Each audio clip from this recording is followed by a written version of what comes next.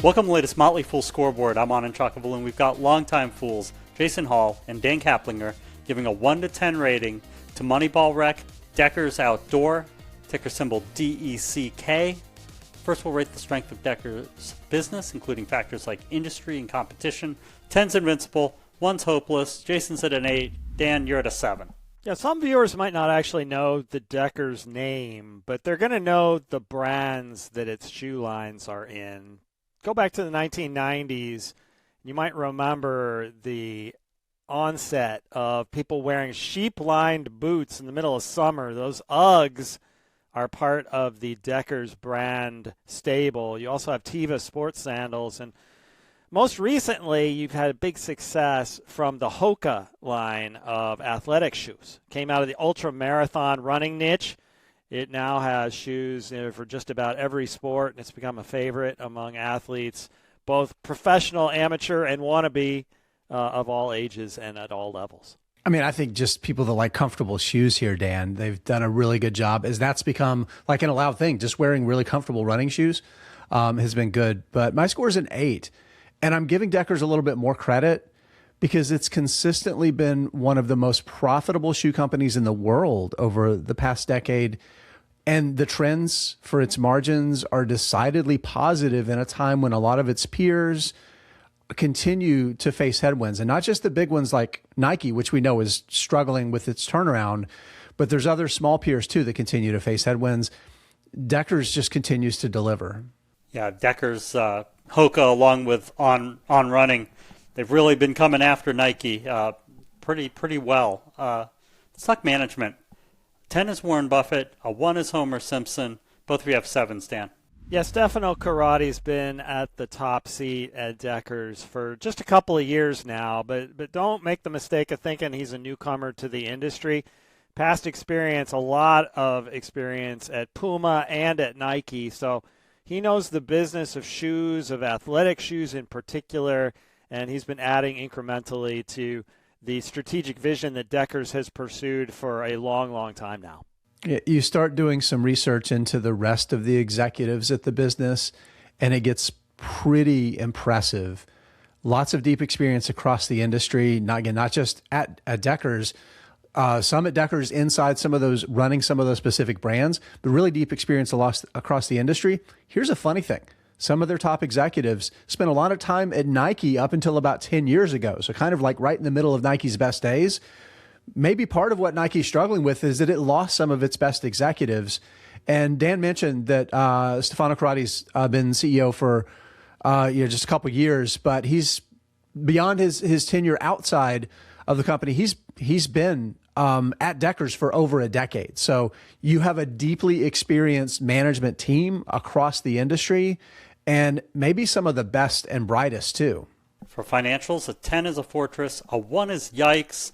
Jason's at a 9. Dan, you're at an 8.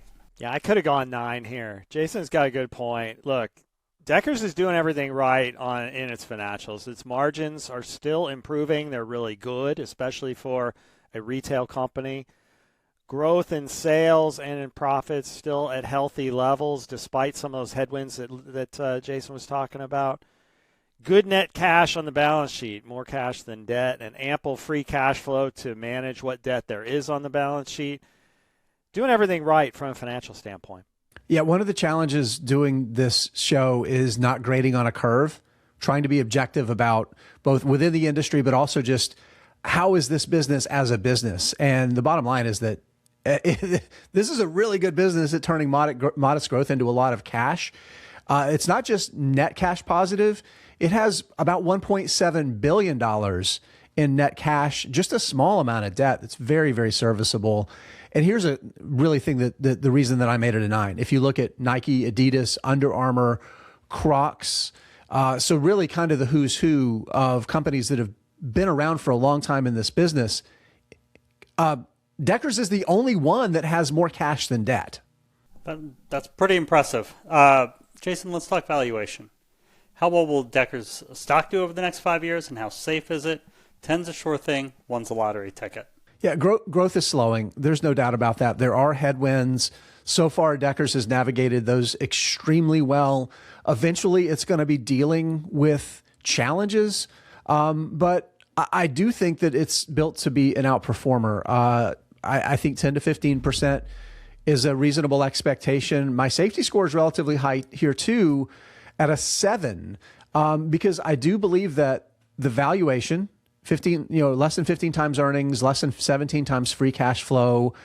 You have a business that's growing at a modest pace, but all of the trends around operating leverage continue to look really good. Management is extraordinarily disciplined. And oh, by the way, they've bought back more than a quarter of shares outstanding over the past decade. This is a proven business and a management team that knows how to create value for shareholders.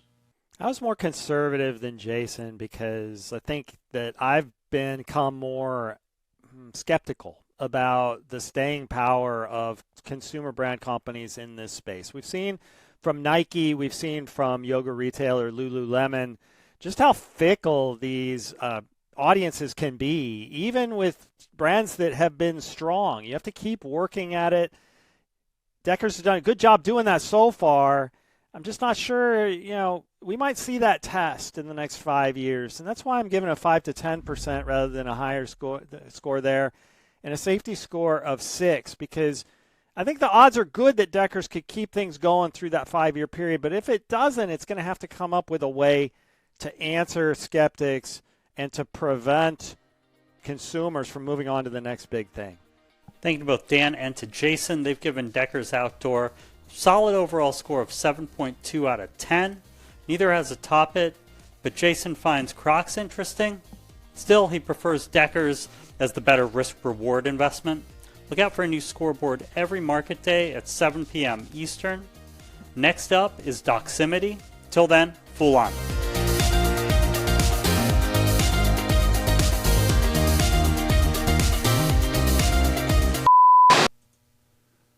What is going on here?